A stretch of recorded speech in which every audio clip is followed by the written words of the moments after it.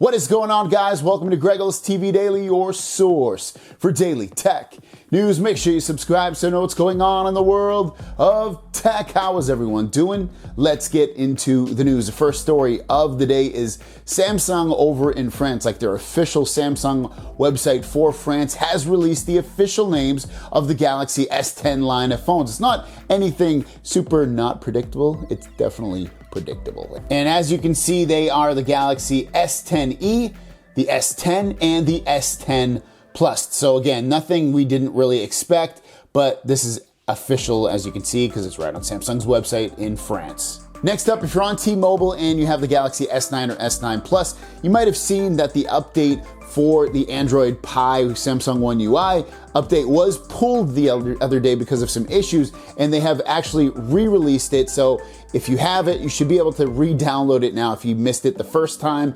Otherwise, maybe if you downloaded it, you probably have to re-download it. But regardless, the newest update is out. So all you gotta do is go into your settings and then software downloads, and then just check for that update, and it should download and install, and again, give you the correct one that actually works this time. And the last story of the day is a video about the Galaxy S10 Plus phone with a screen protector. Now, if you didn't know, screen protectors don't work on the Galaxy S10 Plus. There is one that works, and that is the white stone dome glass. But regardless, this one is from Mobile Fun, and they're showing theirs with a hole in the middle where you would put your fingerprint sensor in. It looks so ridiculous and so not good. I would not go this way. If you're gonna get a screen protector, either don't get one at all, or at least try the one that I mentioned, the white stone dome one. That would possibly work. They're saying that one works anyways, that company is. So regardless, don't get this one with the hole in it. It looks so bad. It looks ridiculous. It looks bad.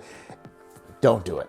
Anyways, guys, thanks for watching. Don't forget to subscribe. New videos every single day. My question now to you guys is, do you still put glass on your screen to protect it, or do you do it naked and raw like myself? I do.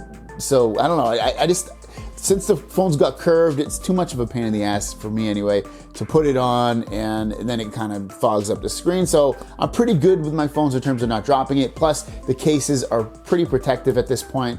Let me know what you guys do. Thanks for watching. I'll see you down the road.